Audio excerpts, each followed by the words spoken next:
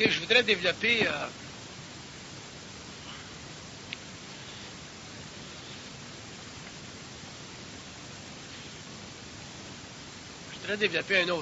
un autre plan de cette psychologie évolutionnaire-là. Je pourrais donner un nom à ça.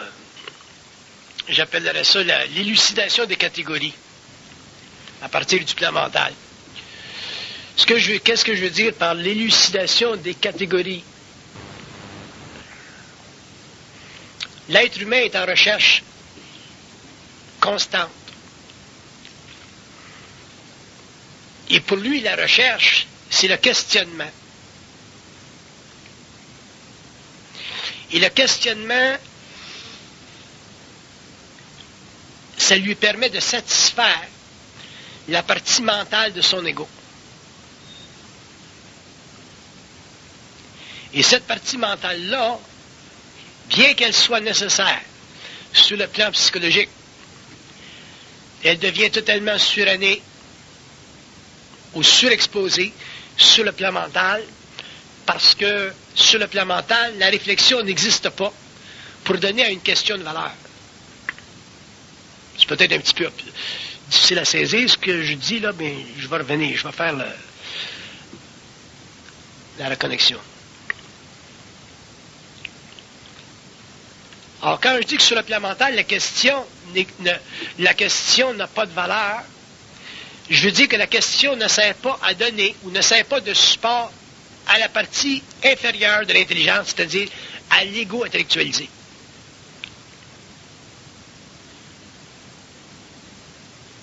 Et dans l'évolution de la conscience mentale vers la conscience supramentale, ou dans l'évolution d'une psychologie évolutive vers une psychologie évolutive, l'homme va en arriver éventuellement à découvrir ou à trouver son équilibre dans ce que j'appelle le vide créatif de sa conscience. Quand l'homme aura découvert le vide créatif de sa conscience ou l'équilibre à l'intérieur de ce vide-là, l'homme, techniquement, n'aura plus de questions à se poser. Et au lieu de poser des questions ou de se poser des questions, il sera simplement au service des réponses. Donc, il créera les réponses nécessaires, dépendant de l'individu ou dépendant de la conscience à l'écoute. Il créera des réponses nécessaires pour faire avancer l'homme dans le développement de sa conscience mentale. Ce que je veux dire, c'est que le processus réflectif de l'ego qui mène chez l'homme intelligent à une certaine forme de questionnement provient du fait que l'ego, dans son inconscience, puis quand je parle de son inconscience, je ne parle pas de son inconscience dans un sens péjoratif. Je parle de l'ego qui n'est pas dans sa puissance créatrice. Parce que si l'ego était dans sa puissance créatrice, il n'y en aurait pas de question. Et la raison pour laquelle il n'y aurait pas de question, c'est parce que l'infinité de son mental serait à sa disposition n'importe quand, dans la mesure où il aurait à s'exprimer créativement sur le plan matériel. Donc, si un être est capable de s'exprimer créativement sur le plan matériel, c'est-à-dire techniquement pouvoir répondre à toutes les questions, à ce moment-là, il n'y a plus cette partie de son mental qui questionne, donc cette partie de son mental évolutif qui cherche à comprendre la vie, disparaîtrait au profit d'une conscience mentale créative qui est instantanément capable ou douée pour exprimer dans cet instant-là, ou d'expliquer dans cet instant-là les conditions de la vie matérielle ou de la vie évolutive ou de la vie des systèmes. Parce que un être conscient, ça réfléchit de moins en moins.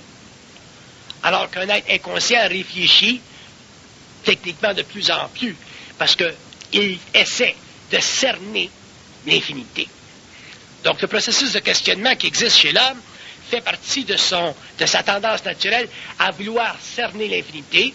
Et ça fait partie de la qualité de la curiosité de son intellect. Et c'est normal, ça fait partie de l'évolution. Mais à partir du moment où l'homme va passer à une autre phase dans sa relation avec l'invisible, il va être obligé éventuellement de cesser le processus de questionnement parce que l'invisible étant tellement vaste, si l'homme poursuit son questionnement intellectuel, il deviendrait extrêmement fatigué sur le plan mental et éventuellement, sa conscience s'évanouirait.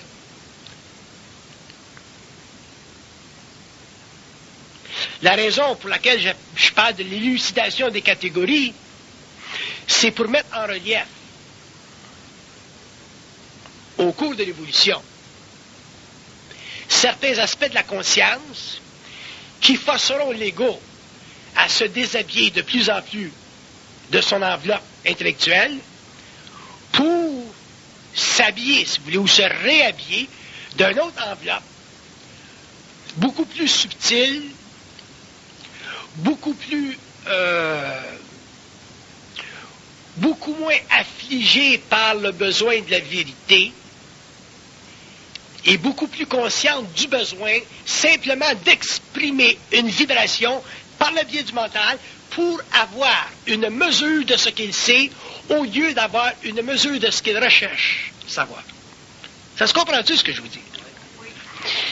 Pendant l'évolution, ou chez les êtres qui cherchent, ou des êtres évolués qui cherchent, il y a toujours le phénomène du questionnement, c'est-à-dire du besoin de l'ego de s'approprier une mesure de vérité pour avoir l'impression de toucher du doigt à la réalité.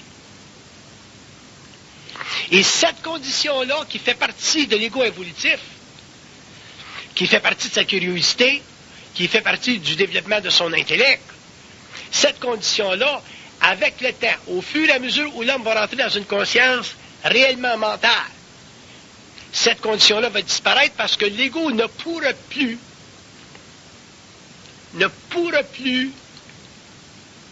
absorber le caractère partiel de la vérité. Il sera obligé simplement de se nourrir d'une vibration qui n'est pas, d'une manière ou d'une autre, liée aux besoins de la vérité, mais qui fait simplement partie de sa capacité d'expression en tant qu'être lumière. Ça se comprend-tu, ça?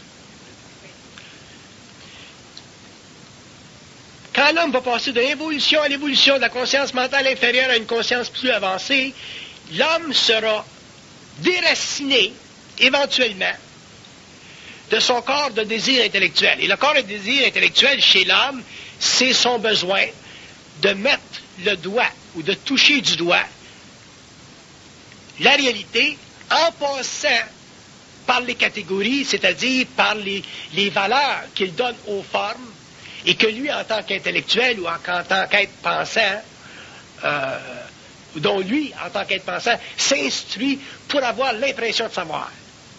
Et l'impression de savoir fait partie du besoin de l'ego involutif, fait partie de la naissance de son esprit, mais en même temps fait partie de son instabilité.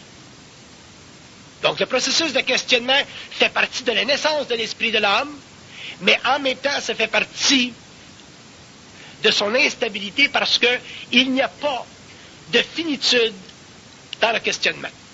Autrement dit, il n'y a pas de limite à se questionner. C'est un petit peu comme les différentes questions d'infinité que l'ego, que l'intellect peut se poser. L'intellect a beaucoup de difficultés à traiter avec l'infinité. C'est difficile pour l'intellect, ou pour un ego intellectualisé, de pouvoir s'abstenir de penser que l'univers a une origine.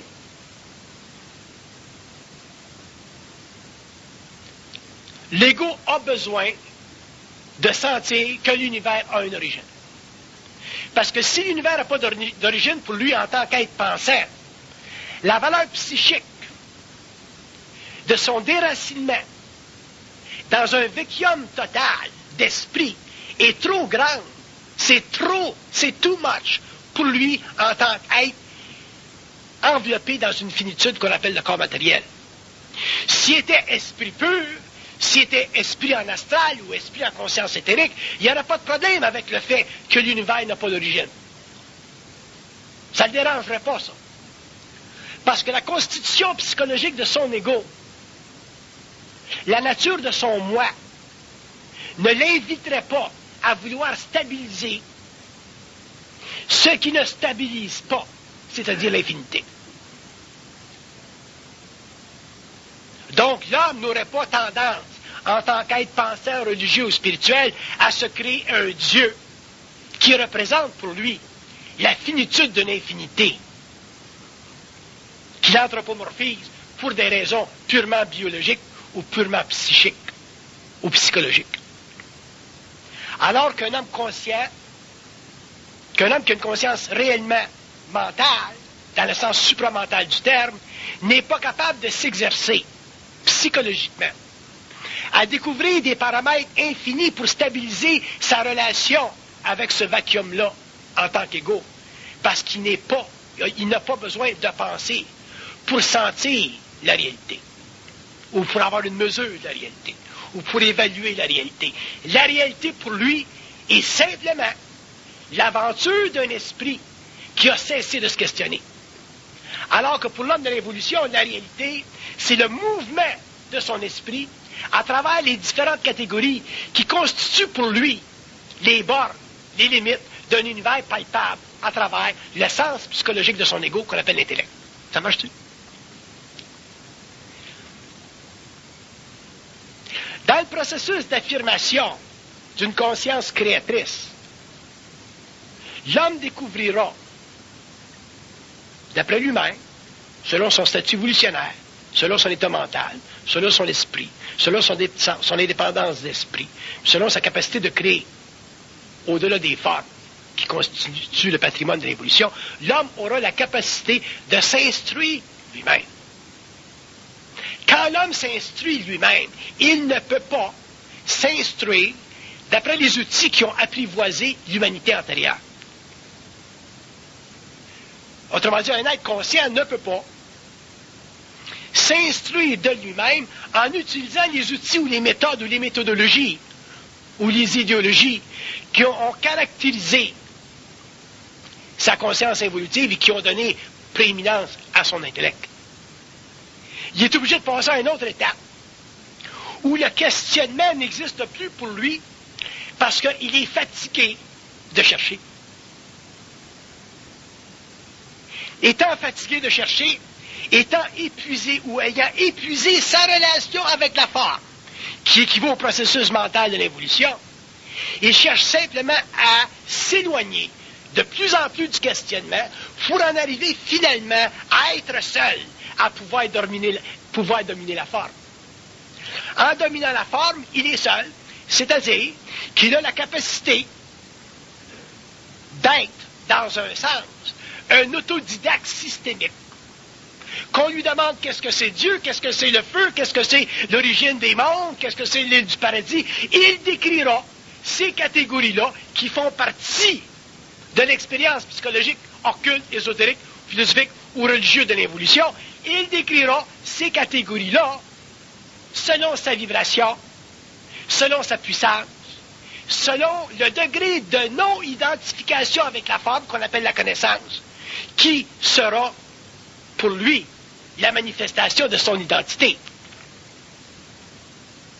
Donc, pour un être conscient, la vérité n'existant plus, le questionnement étant de moins en moins restreint, parce que la vérité n'existe plus, il est obligé, pour satisfaire sa volonté créatrice, de dicter, d'établir, par lui-même, selon lui-même, des bornes de toute question. Donc, c'est lui, ça revient à lui, en tant qu'être systémique, pensant, éthérisé dans le mental, ça devient à lui la responsabilité, s'il le veut, si ça fait partie de sa volonté, de développer les nouvelles codex de la connaissance, c'est-à-dire de développer les bornes de ce qu'on appelle, ou de ce qu'on appellera peut-être dans un certain temps, des vérités anciennes, mais dans un temps ou dans un moment qui n'a aucune limite chronologique et qui ne peut pas être perçu par l'intellect, mais qui doit être et qui ne peut qu'être perçu par la vibration. On suit?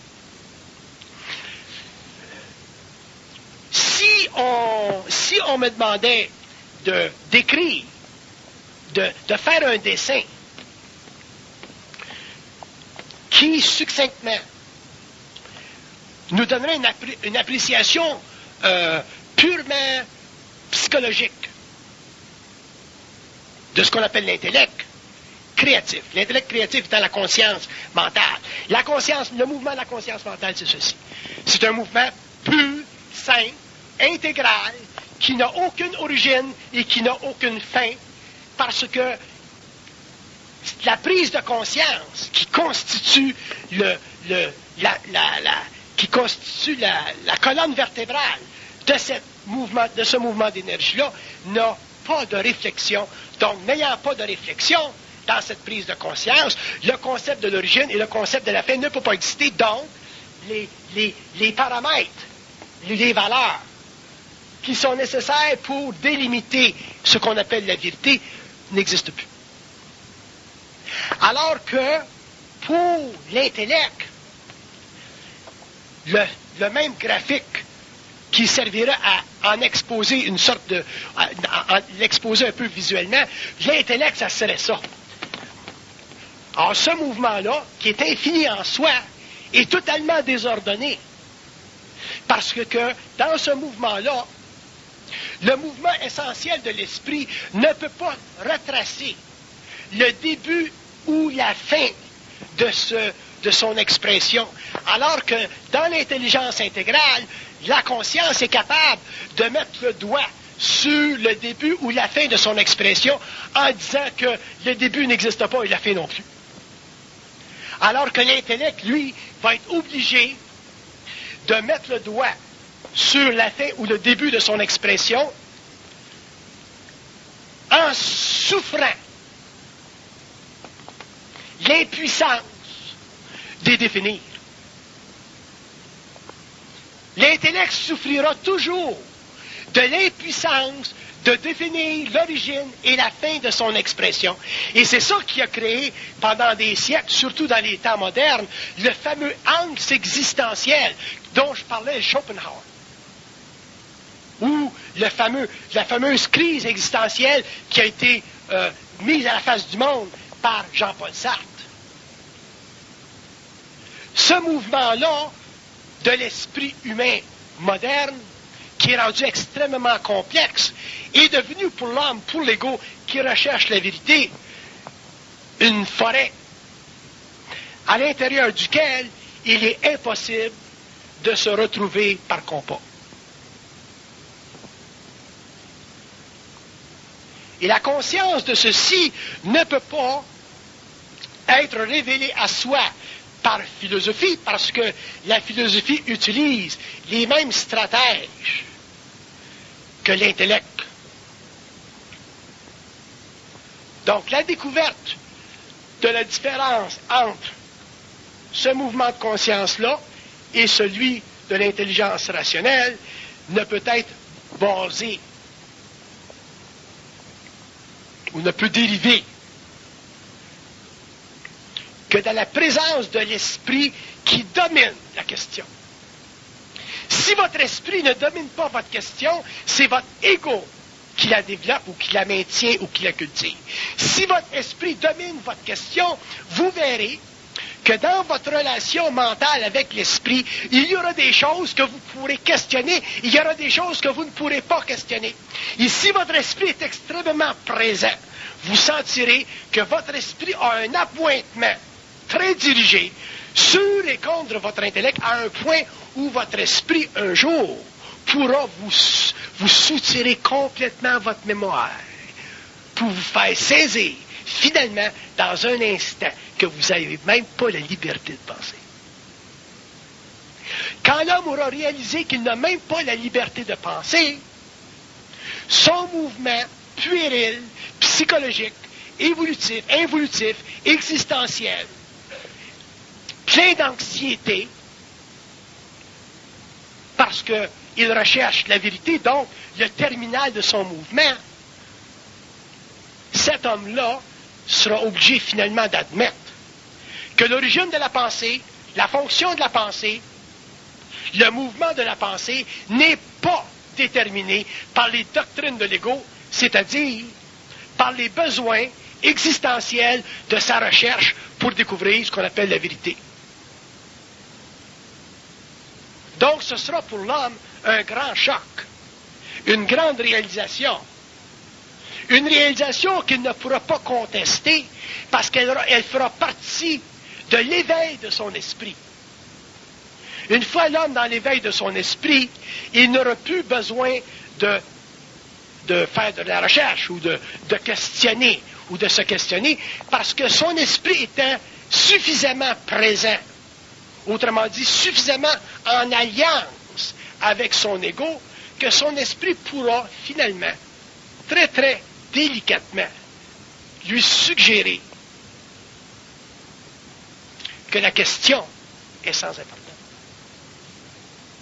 Quand l'homme, en tant qu'ego, deviendra conscient que la question la plus importante est sans importance, l'homme commencera à se reposer l'esprit et finalement pourra commencer à bénéficier de cette présence ineffable qu'on appelle l'esprit, pour plus tard en découvrir des aspects un peu plus onéreux dans une initiation dirigée.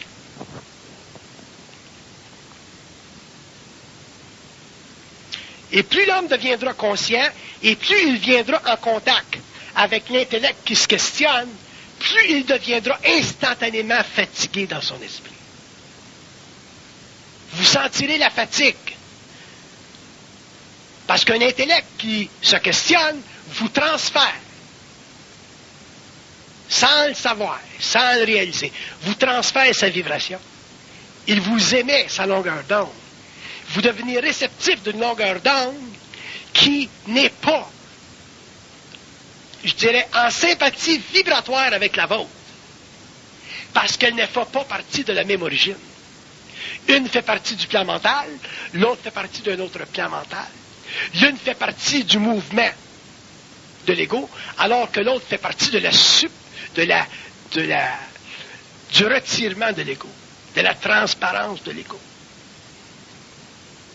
Et à partir du moment où l'homme constatera que sa relation avec les hommes concernant le questionnement de l'involution est une relation qui ne fait plus partie de son expérience et avec laquelle il ne veut plus lui-même fraterniser parce qu'il n'appartient plus à cette secte des hommes, c'est-à-dire à cette race des hommes qui recherchent la vérité. Ou la connaissance, même chose. Donc ce n'est pas une diffamation contre la recherche de la vérité. C'est simplement un exposé pour faire réaliser que dans le temps, au cours de l'évolution, l'homme ne pensera plus comme l'homme a pensé. Et ne pensant plus comme l'homme a pensé, ses intérêts en tant qu'égaux deviendront extrêmement diversifiés parce qu'il sera obligé par vibration d'émettre des sons qui ne correspondent plus aux appétits de l'âme. Quand un homme émet des sons, par la parole, qui ne correspondent plus aux appétits de l'âme, son esprit est désengagé du langage des hommes. Quand l'esprit de l'homme est désengagé du langage des hommes, l'homme ne peut plus fraterniser avec le besoin intellectuel de l'humanité pensante. Il est obligé de se retirer dans le désert de son expérience, où le mouvement de son esprit en relation avec le vide est la seule composante qui représente pour lui la vraie liberté.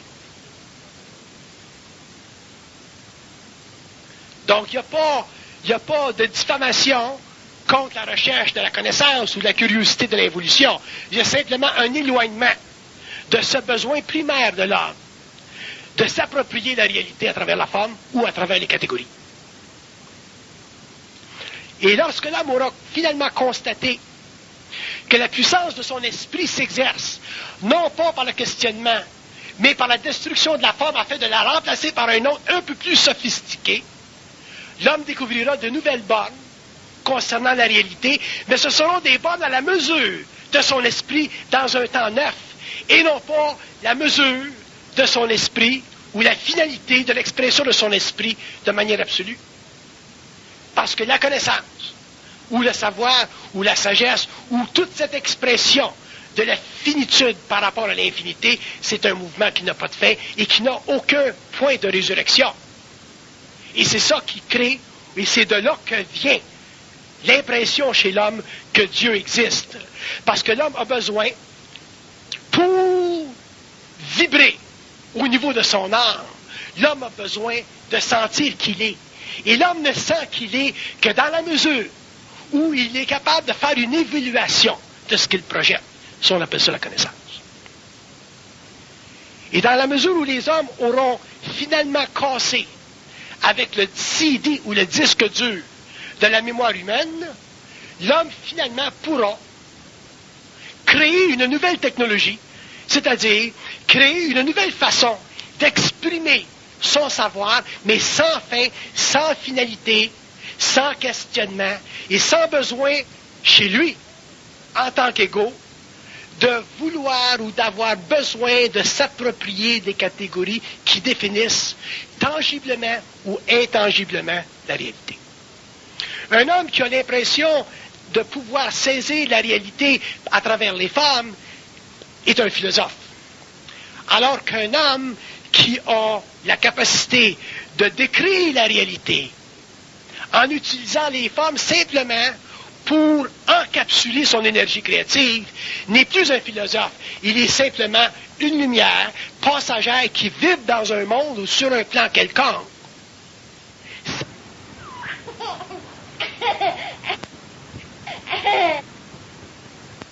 Qui constitue la limite de son mouvement en incarnation sur un plan ou sur un autre. À partir de ce moment-là, l'homme est libre en esprit, sur le plan matériel, sur le plan astral, sur le plan éthérique. L'homme est capable, à ce moment-là, de se dissocier en esprit de la forme.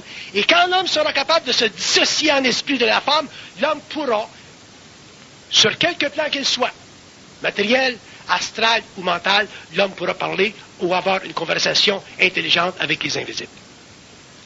Mais tant que l'homme ne pourra pas se dissocier des catégories, parce qu'il aura besoin d'elles, pour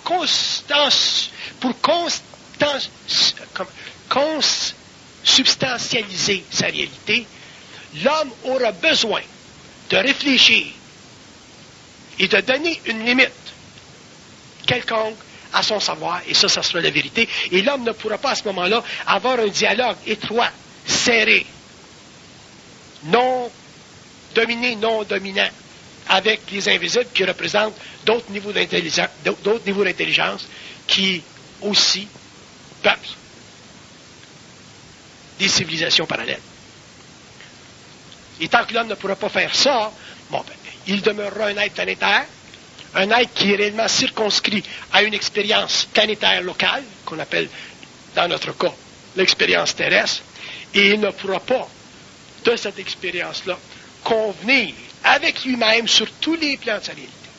Donc l'homme demeurera exposé à la fragmentation de son être, donc il sera ce qu'on appelle un être humain, normal, au lieu de pouvoir vibrer substantiellement à la multidimensionnalité de son rayon sur différents plans, qui lui permet d'être en communication avec des hommes, d'être en communication avec des surhommes, ou d'être en communication avec des invisibles, qui constituent des niveaux de civilisation dont les technologies sont totalement intemporelles. À partir de ce moment-là, l'homme pourra commencer à exercer son droit en tant qu'être créateur, c'est-à-dire en tant qu'être aîné dans le système où il sera en évolution, et de pouvoir finalement dicter aux hommes ou aux forces supérieures les lois qui ne doivent pas violer sa liberté. Et tant que l'homme ne pourra pas dicter aux intelligences, ou au niveau d'intelligence, ou aux unités d'intelligence, les lois qui le protègent, donc qui ne violent pas sa liberté, l'homme sera un être dominé et, naturellement, n'appartiendra pas à la race des seigneurs.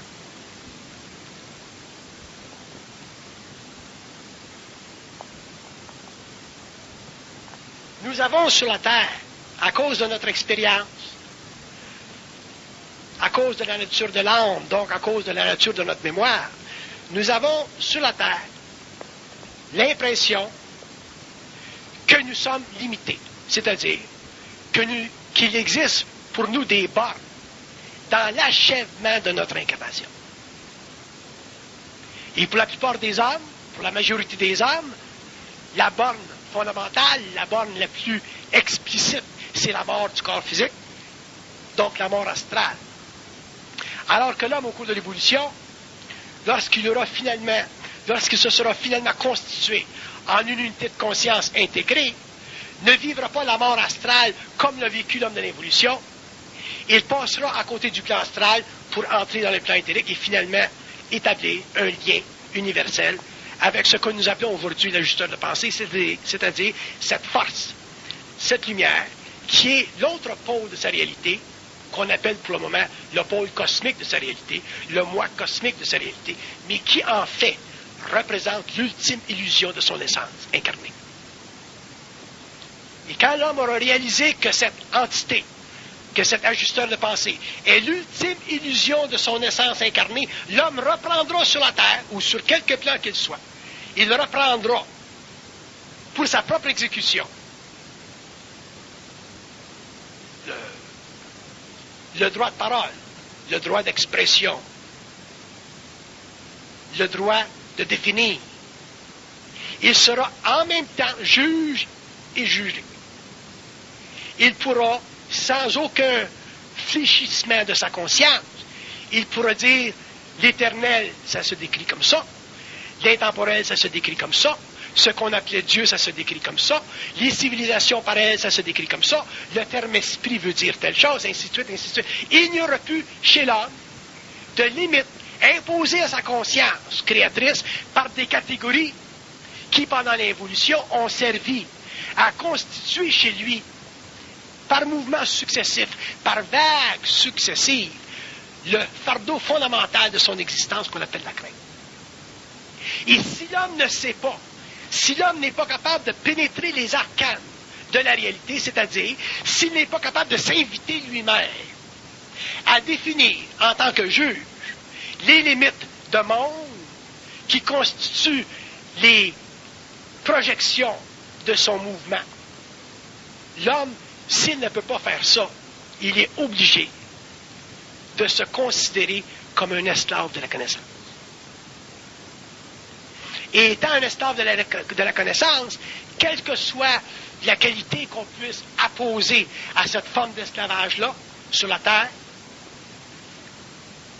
ça représente toujours pour lui une limite à sa liberté, parce qu'il ne peut pas contester, donner d'expansion, d'éliminer ou de remplacer les catégories qui ont servi à son développement intellectuel.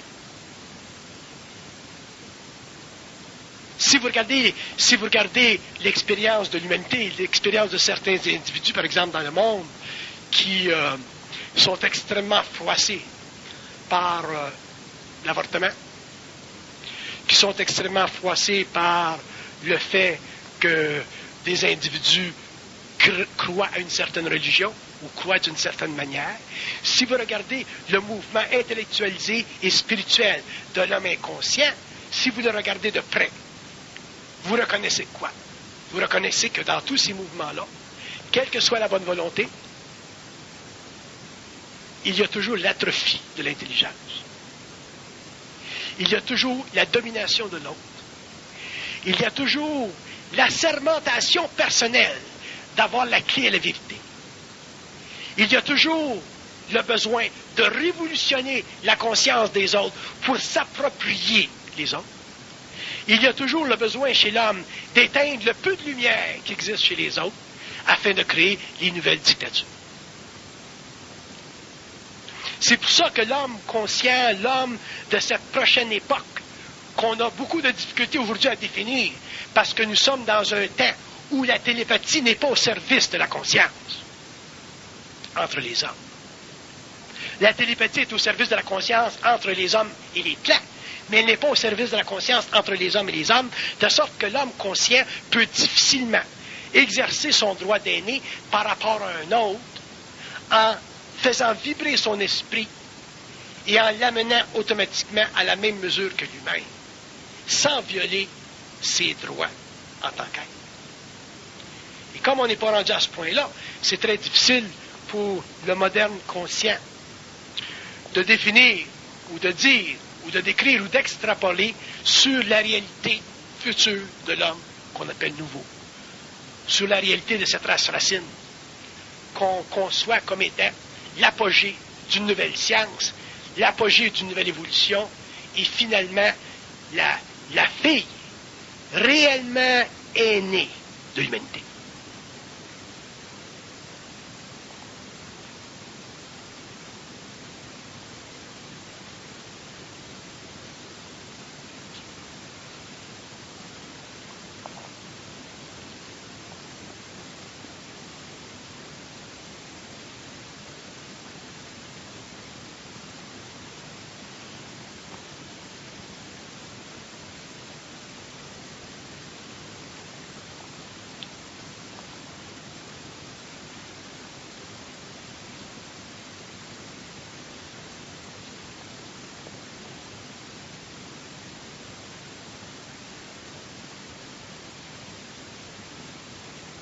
Question.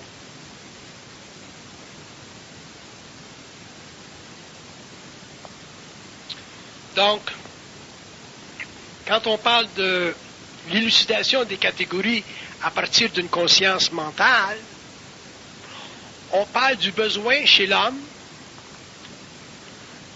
d'exprimer une opposition instantanée par rapport à une catégorie qui lui est présentée pour des raisons de recherche ou de définition de la réalité.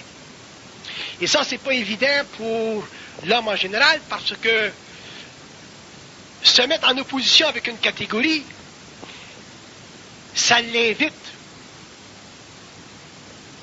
à définir la réalité par rapport à lui-même, ce qu'il ne peut pas faire encore. Donc, à cause de cette condition qui l'infirme, l'homme se sent obligé d'appartenir à ce cercle d'humanité qui questionne la réalité à travers les catégories pour avoir un sentiment de connaissance. Et c'est ainsi que les hommes, à travers l'histoire, ont participé sans s'en rendre compte à la création d'un égrégore tellement puissant que cet égrégore-là a créé dans la conscience humaine, dans l'expérience de l'homme, ce qu'on appelle aujourd'hui l'ego. Concept, catégorie, qui définit les limites de l'homme en tant qu'être conscient. Alors que si le concept de l'ego n'existait pas chez l'homme, dans ce sens que l'homme ne chercherait pas à cerner la réalité à travers les catégories qui constituent le patrimoine de sa race, la mémoire de sa race, les institutions de sa race. L'homme, très jeune, très peu de temps après la naissance, serait capable de converser avec les invisibles, les amener à sa table ou aller à leur rencontre, comme le faisaient au début les Atlantes, lorsqu'ils n'avaient pas renié les visiteurs. La race des Adams.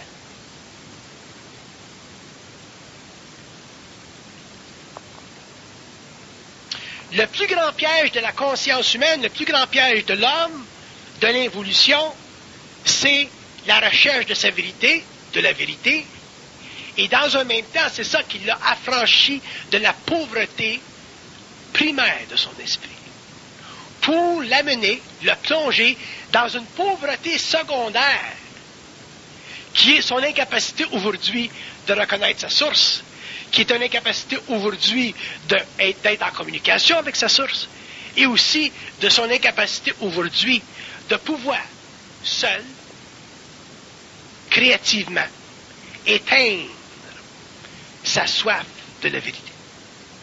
Ce que l'initiation le forcera ou l'invitera à faire. Parce que dans l'initiation solaire, l'homme sera amené par vibration supérieure à constater l'inutilité de son intellect pour découvrir la présence créative, puissante, vibrante de son intelligence intégrale. Ce qui lui donnera finalement une identité fondamentale où le questionnement n'existera plus, où le questionnement cessera graduellement, parce que son esprit devenant de plus en plus vibrant, sera de plus en plus affaibli, fatigué par une vibration qui ne ferait pas partie de son domaine.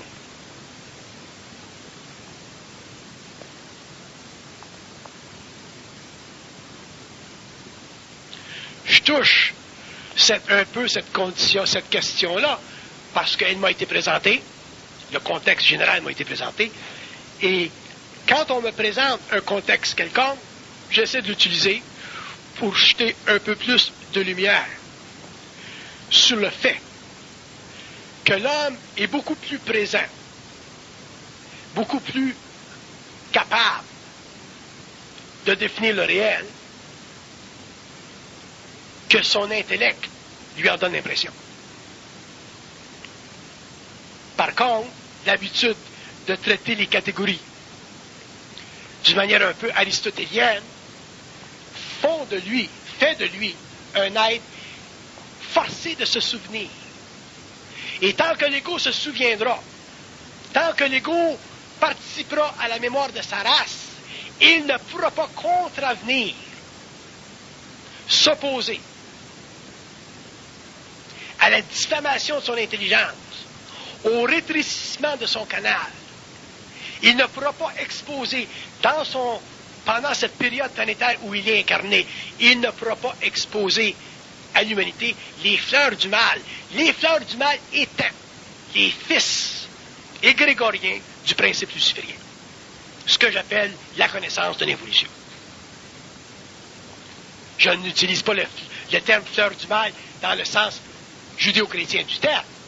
Je l'explique simplement pour faire comprendre que la relation entre la liberté et l'esclavage, la relation entre la connaissance et la sagesse fondamentale, la relation entre l'infinité psychique de l'ego et la limite intellectuelle de son territoire apprivoisé par la culture, représente pour l'homme le plus grand défi à son évolution.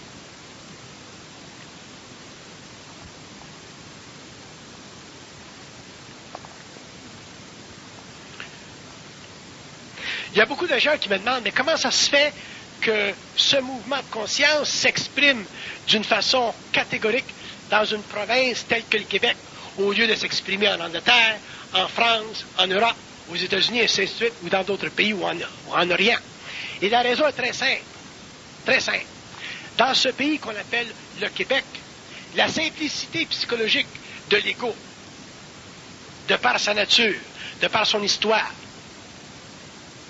de par l'effondrement des grandes catégories intellectuelles, amène l'homme plus facilement à puiser dans sa nature que ce serait le cas dans des civilisations ou dans des territoires un peu plus huppés de notre modernité.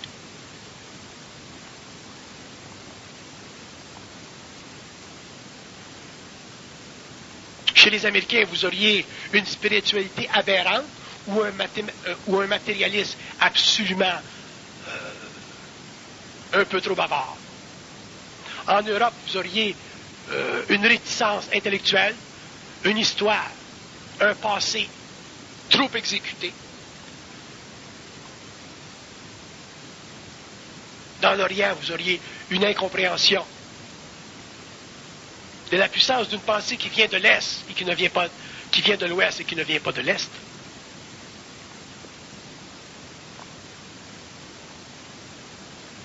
Donc le Québec, c'est un pays de choix. Non pas parce que c'est un grand peuple, mais parce que c'est un petit peuple.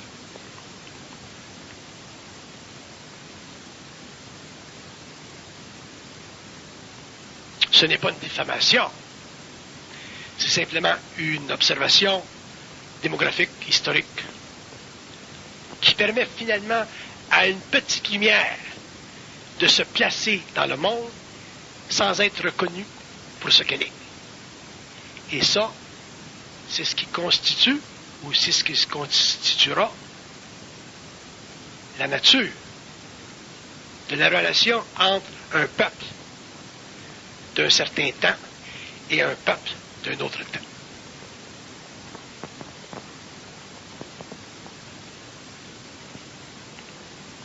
Ciao.